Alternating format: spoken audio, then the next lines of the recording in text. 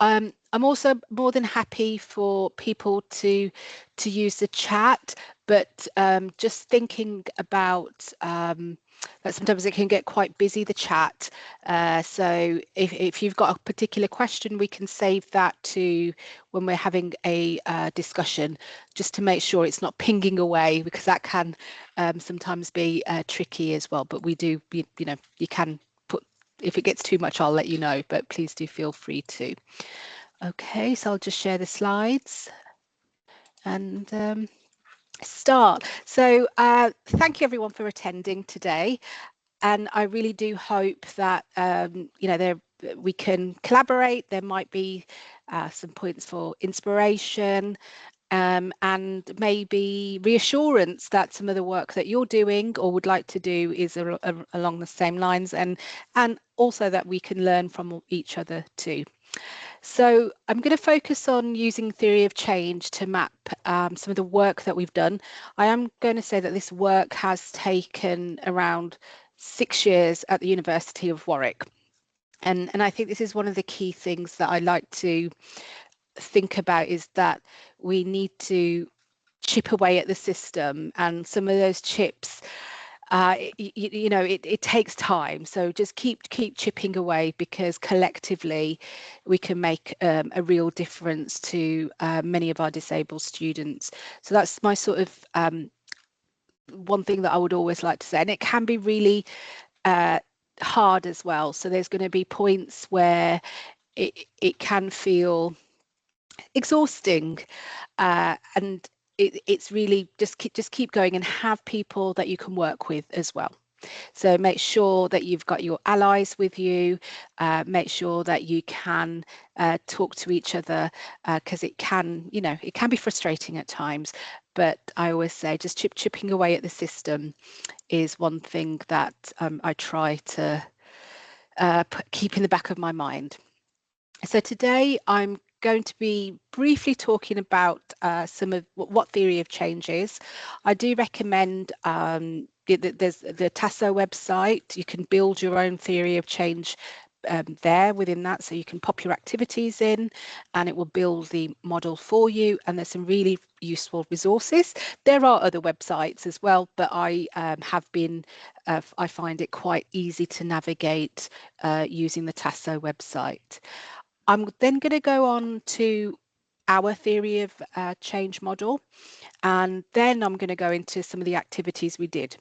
Now, the reason why I've done that, I've started with the model first, is because I worked backwards, but you could also work forwards with this, and I'll explain why why the path went that way. Thank you, Isabel. So, and what we've learned, and I think that's one of the key aspects as well, is to document and reflect on our learning through listening, and look at how we can make those changes, and importantly, how can some of our activities be sustainable over a period of time. And then I'm going to take down the slides and make sure that everybody's got a chance to contribute. You can contribute on the chat, you can raise your hand, and we can look at the Padlet as well too. So that's sort of the approach today. So firstly, I thought it's just important for us to go through some of the definitions of what I mean by theory of change.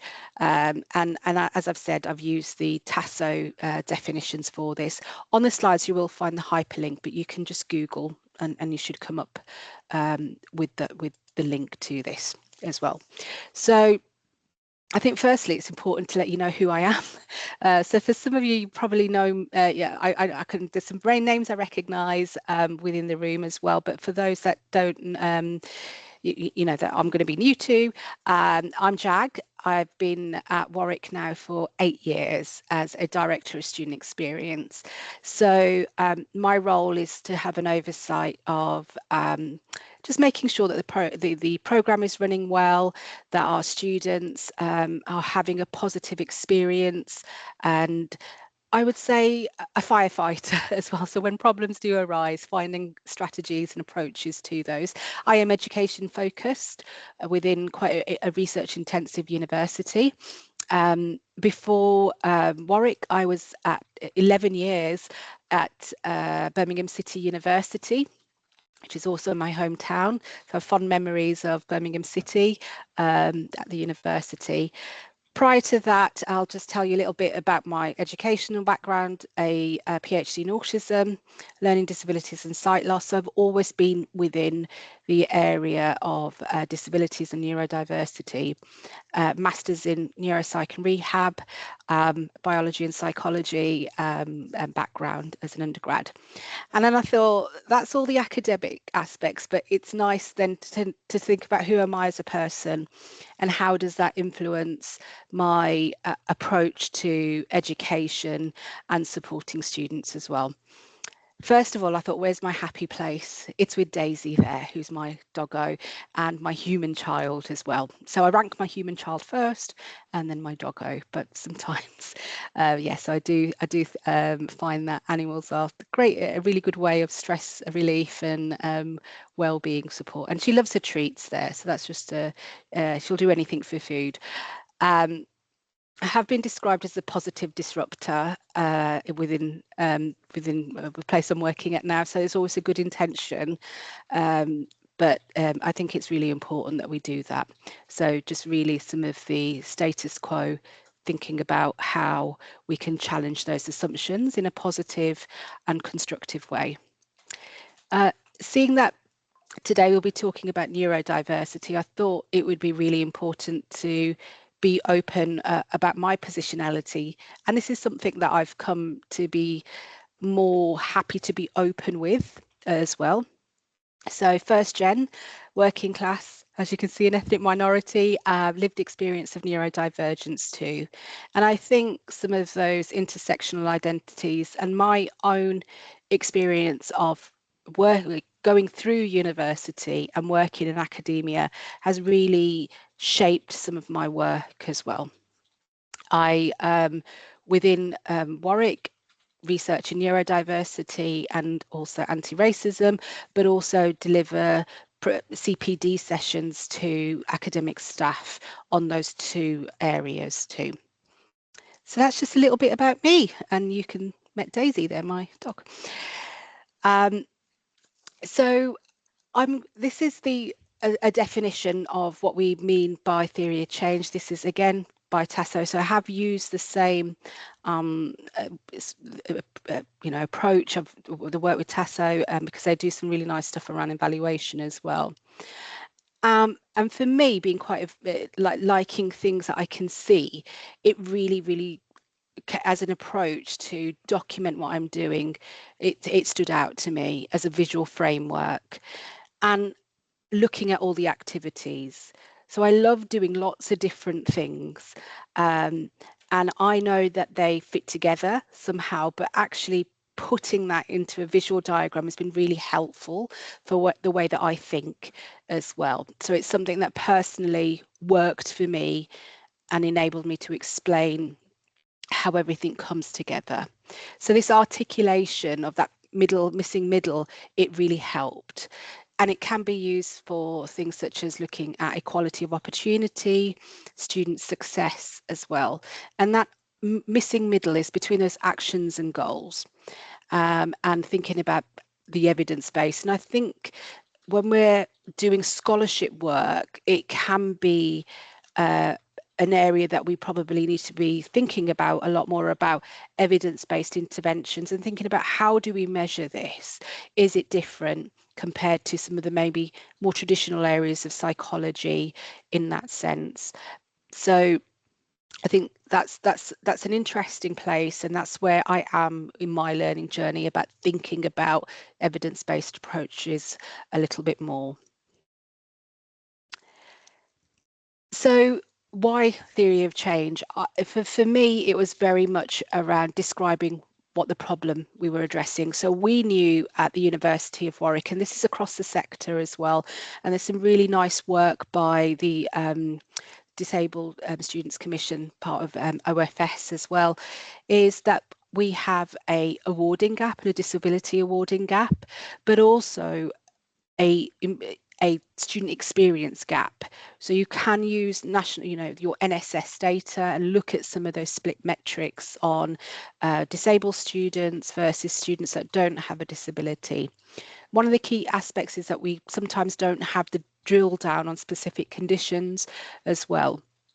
But what we do know is that we increasingly and welcome, it's really positive step is that seeing more disabled students are entering university with diagnosis as well. So there's greater recognition and awareness. There's still a lot of work to do, particularly for looking at sort of diagnosis for women of conditions such as ADHD or autism. So there is work to do. So we knew that we had a key target of looking at the awarding gap and the student experience and how those come together, and thinking about what changes that we wanted to make. And we've done this through co-production. So we've worked for over 6 years with students as well.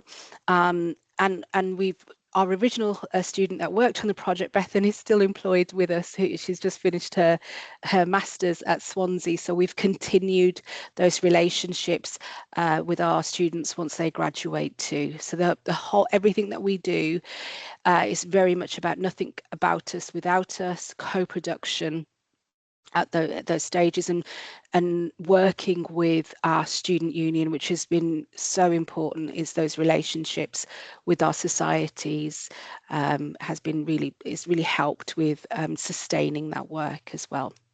And what our students said is that the system sometimes feels like you're doing a second degree, trying to navigate spaces of actually getting support first of all, and once you got that, explaining it to people, there's a lot of self-advocacy that needs to happen, and mixed messages, and that can be really exhausting.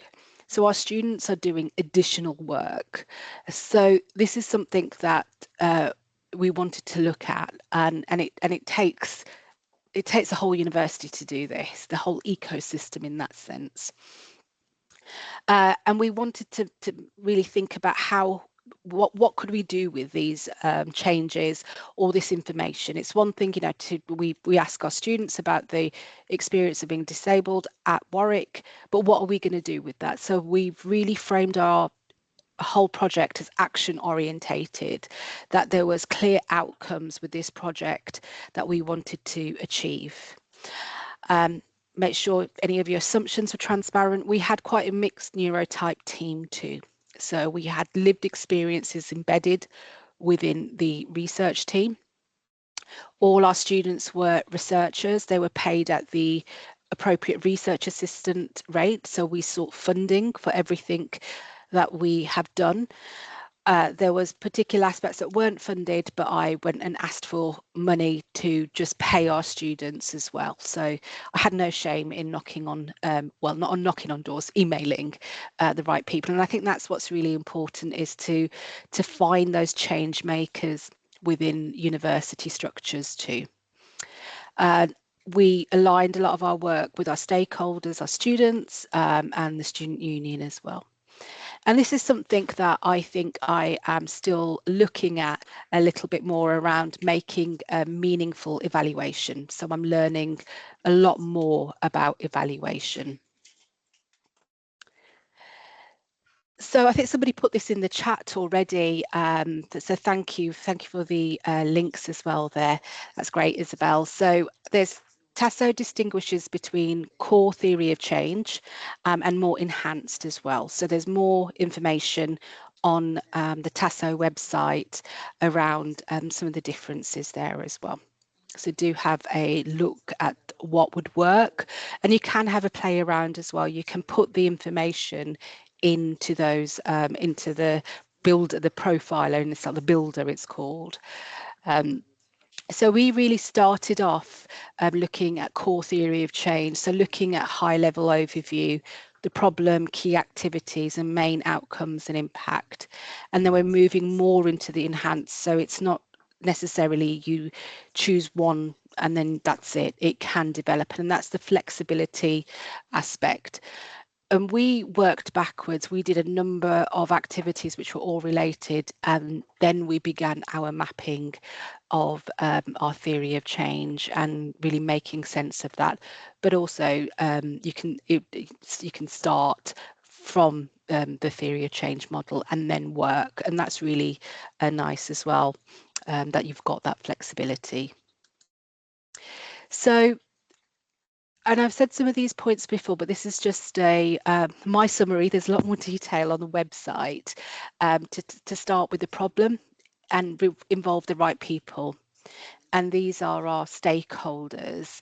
So very much around identifying who within your student community, and it's our students who are neurodivergent. So all our students that were student researchers were neurodivergent.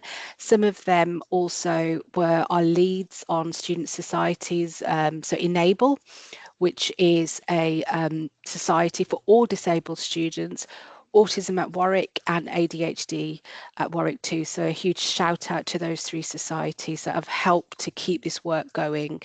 And those continual relationships have built then future projects. So it's really important that we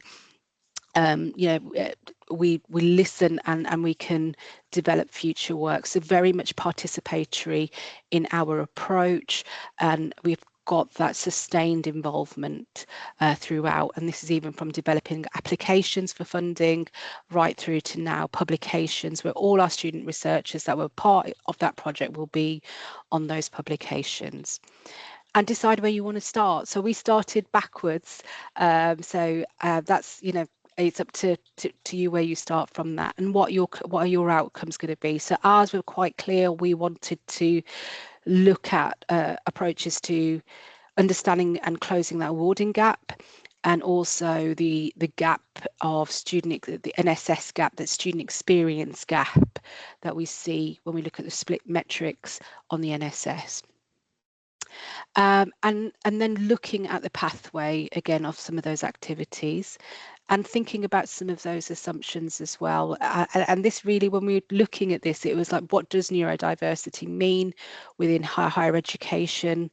And, I've come from a group, research where we can get, it's quite a heterogeneous group of conditions, and that was one of the key things as well, is that looking at some of the co-occurrences as well of ADHD and autism and dyspraxia, and what does that mean for our students and how they articulate and communicate their needs.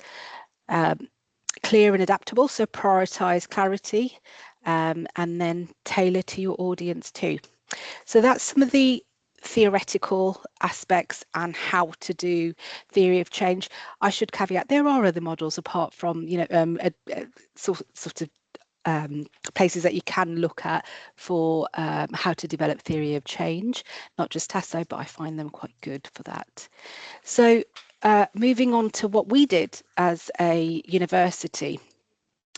So this is our theory of change model, and we looked at our key inputs, and there is other work as well that's gone on around this, but we really focused in on the key inputs and thinking about behind those key inputs. There is other activity that we've put, for example, on our neurodiversity toolkit. So we started off with our problem statement, so improve experience outcomes for our neurodivergent students. And that's through attainment, but also experience. And we've got those quantitative measurements to look at, and I'll talk a little bit more about how we gathered qualitative aspects too. So we firstly started off with really doing sort of a sense checking and listening exercise with Enable. And then applying for funding so we could recruit research assistants, and we particularly welcomed research assistants that were neurodivergent. So we made sure that the recruitment process was clear, it was accessible with the material that we had, at the bottom of our advert, we said we particularly welcome neurodivergent students, disabled students. We students who were shortlisted, we gave the interview questions beforehand. We asked if there was any reasonable adjustments needed to, and all those were done online. This was during COVID. So we worked with our societies in looking at accessible adverts and interviewing. And then we also made sure that with some of the funding, we could build in development as well. So it wasn't just about the research project, but there was time where our undergraduate research students could really talk to us about their development and what they would like. So I always say put some hours into, if you can with your funding, into supporting the development of your students, being able to check in with your students to see how they are. We also looked at exemplars as well. So it wasn't just, we triangulated with literature, our lived experience as academics, and also with our students as well. Everything that we did was via co-production. So when it came to doing the ethics, doing the survey questions, the students actually led on that because there was already work done by Enable, one of our societies. We had a stakeholder advisory board that reviewed those questions and gave feedback, but our students did that work as researchers. So we had that early stakeholder engagement too. And we have data already, and most universities will have this data, departmental level, but also university level too. So we had access to that. So we knew where the starting point of where we were. Our activities were the research project. So we had a mixed method approach where our students designed the survey and we followed up with focus groups.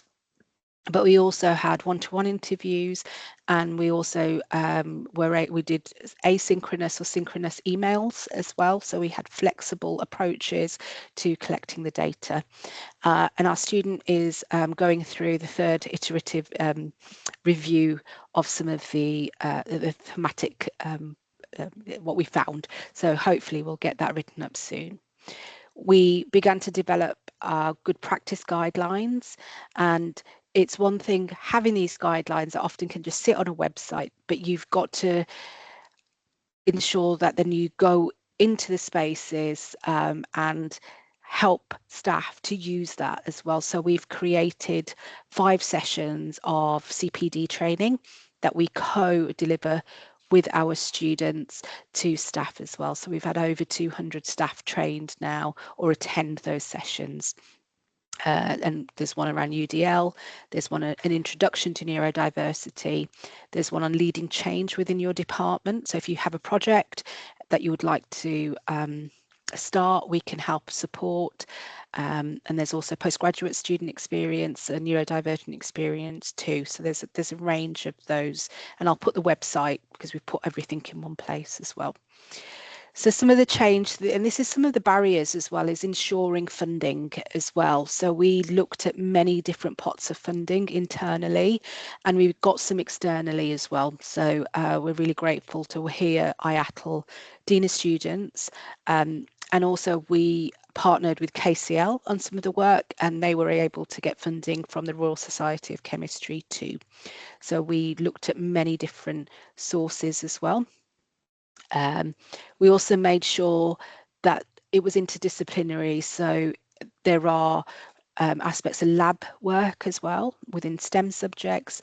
We're working with a student from maths to look at some aspects of that the nuances that you have.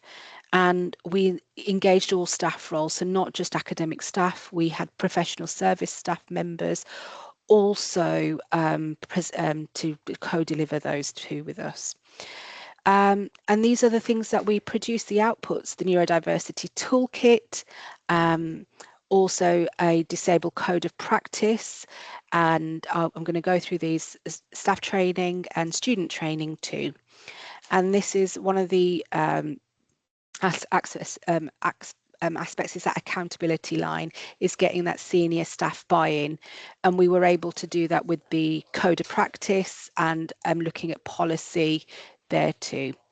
So these are the aspects that we were measuring: short-term impact, and the long-term is to really look at creating a neuro-affirmative university. And at the moment we're identifying those change makers within department so we can think about sustainability. So that's the explanation of the theory of change model there. And as I started off backwards, I'm starting here, and now we're going to take a step back and I'm going to tell you what we actually did to achieve that. So our initial project, we started off with being able to survey 85 students and then carrying out 17 interviews. And this is something that you find in current literature too. Some of the themes that we have around support and well-being, navigating the system. So for example, a student said that she'd talked to 3 different members of staff about enacting her reasonable adjustments within the department. So this is not including the central services, and very much about that communication as well between central services and department. Around well-being as well, support and well-being, timeliness.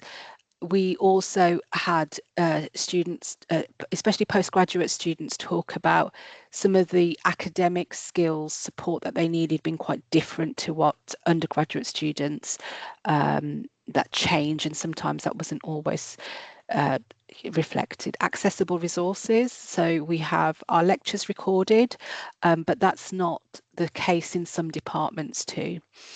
So this is one thing with the code of practice that we've tried to push for there. A sense of belonging, so the societies really do help with that, but what they found is that it's for example, when they're in halls, people not understanding the sensory experience there, so they were, and that made some students feel quite isolated, and many of the events, especially during Freshers Week as well, they were quite overwhelming, loud, and so on. And attitudes and misperceptions, not just from staff but for students. So we knew we had to work from the whole community. So this gave us a really good sort of blueprint on what we would like our first of all, our neurodiversity toolkit to look like as well. And more recently, we have been looking at the postgraduate experience, and we were able to interview 19 neurodivergent students. So we had 6 autistic students, and then we had 6 students with ADHD, and students with dyslexia, and some students that had co-occurring conditions too. And we've just analysed those, and we have we've got 4 core themes here around supervisor relationship, and really around those early stages of disclosure. Some students didn't want to disclose, but others found it quite difficult, and there was aspects of this was quite tied into well-being too. Again, navigating that support available and that tailored aspect of support for postgraduate students, that it's not like doing a 1,500-word essay at all. And managing workload as well, where because it's quite self-directed in some senses, and not having that classic structure that they are used to, and those difficult conversations with the supervisor. Some students felt more comfortable with one supervisor, or if they had their personal tutor as well. So a little bit more, you can link on to the website, there's hyperlinks on that too. So all of that, yes, I'll put the link in. It's just in when I've if you go onto the slides, you should be able to, right at the top, or if you just put in neurodiversity toolkit, Warwick, or I'll put the link in once I've only got a few more slides, I can do that. I don't think we can find the slides, Jag, because if we join the meeting after you put them up, we can't see them. But it's okay at the end, I think. It'll be fine. Oh, thank you for that, Julie. Yeah, I'll put them there. Won't be too long. So if you go into the neurodiversity toolkit, you will see this. We will start off with 4 areas, and this is co-created by our students. So they created little Powtoons, which are little videos. So they took the qualitative comments and they're about 1 minute to 2 minutes long. Oh, thank you, Anna. And what they start off with the problem, how a student felt, and what a student could do.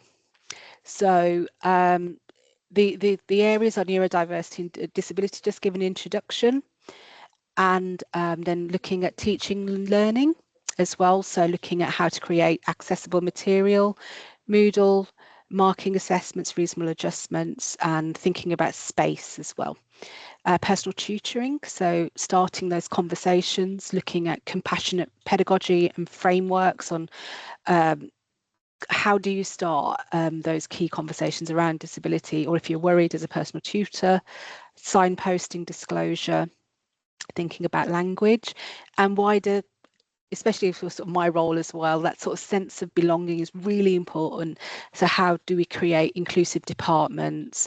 So we have now disability champions within each department who are trained now on using some of the training that we used to do, and they can make adjustments for their discipline too. How to run events, and thinking also about the postgraduate student experience too. So do have a look, and if you want to add anything to the toolkit, just let me know. You can drop me an email and I'll make sure that you're credited, your name is on there, and then if you ever need to know how many people have accessed, I can get you that data as well, which could be quite nice when it comes to doing your promotions and things such as that. So we had all guidance and good practice, and the next thing for us was, how do we make sure that this doesn't stay on a website? So what we needed to do is create a code of practice that would enable policy to be enacted. At Warwick, we can we have many different websites, so a lot of the information was in different places. And one of the key things was that staff were telling us, I can't find what I need to find quickly. And so we created a document, one document with all the hyperlinks that you need, case studies of good practice too. And this was done through stakeholder engagement. So we were able to talk to staff and students, and one of our students who's now graduated, Sophie, led on stakeholder engagement, and she was part of Autism at Warwick. So we're really grateful to the work that Sophie did for us during this time. And here we have our training as well to help enact both the Disabled Code of Practice and how to use the Neurodiversity Toolkit, but also we work at departmental level. So if there's key issues, we can go in and give advice and support as well. And we find that works quite well. So we have these open sessions, but these departmental sessions really worked well. And maybe that's somewhere we're going to go. So that's one of the changes that we've documented along the way. Our universities are complicated ecosystems, and whilst we started to document what we were doing, we've also began to look at what other members of staff are doing, because there's lots of work going on around the university. So that's one of the other aspects that we're looking at, is how do we begin to look at this. So from a lot of the work we've done, we have a neurodiversity network, and this is a space for staff and students, and they can come and deliver a session. So we're looking at doing a session around menopause and neurodiversity. So we're working with the Menopause Network to deliver that session. And there's other suggestions too. So we try to make sure we keep the conversation going. At departmental level, we have training. We're advised senior tutor network. There's some work being done by other academics around accessible labs and reasonable adjustments around those labs. Professional services, so we deliver sessions to professional services and also the DCEP network. We also work closely with the wellbeing services as well to make sure there's not overlap. So we are going, the way we the work that we do is very much aligned to practice and pedagogical practice, but obviously that goes hand in hand with well-being as well. So we need to have those conversations. So all our training material has been looked at by well-being, and often we do things together too. We have peer networks, we have an ADHD network, a neurodiversity network, one for parents as well of neurodivergent children. So we go into the spaces as well and have those talks. I'm delivering a session to economics next week for supervisors. So we work with our doctoral college too. We also advise the Dean of Students if we have applications for particular activities or pedagogical projects from other departments, we can give advice on to help support other members of staff as well. So we have a fund. Every department can get central university funding to deliver inclusion events or activities within their department. KCL and Warwick, we have co-designed a Moodle course, and we're hoping to make that open access to, which has been co-created with neurodivergent students on raising awareness of neurodiversity. So we've KCL have collected pre-post data, and we're doing the same at Warwick, and we've got a staff version and a student version too. And we've delivered quite a few talks across the UK, looking at with the Universities UK, NADP, and also at universities too. So we're always more than happy to just talk to you about some of the work that we have been doing too. So thinking about impact and evaluation, I think, is really important as well. So we collect short-term data just about how you found the event, how that event was. So we look at those numbers, we look at dashboards, and importantly, what our students say. And then we are now looking at following up and asking, from attending this course, or have you used the neurodiversity toolkit? What changes have you made to your practice? So those key evaluative, impactful questions. We have been able to have some of the neurodiversity work also embedded within our access and participation plan, and also TEP submission as well. And now we have senior management buy-in in that aspect. It really does help with the sustainability of continuing this work as well. So some changes, and I think this is really what the theory of change can really do for you, is just reflect and look at some of the things that we've really learned from time commitments as well. So it was just me and another member of staff, Gemma, who was doing this work, but by doing train the trainer, we can ease that. Really publicising, crowdsourcing of resources as well. So there's disability champions have been really important. Co-facilitation, our students' timetables, and ensuring that we're not asking too much from them as well, and that time to actually learn how to things like web development, things such as that, and getting support from the right places. And really, and it's one area I'm still working on, is having that evaluation strategy. And and I think this is one of the key things is really thinking about your own learning doing this, and that follow-up of mapping. Sometimes you're so busy doing things, and this is very much, maybe it's just me, that follow-up to get to measure that impact.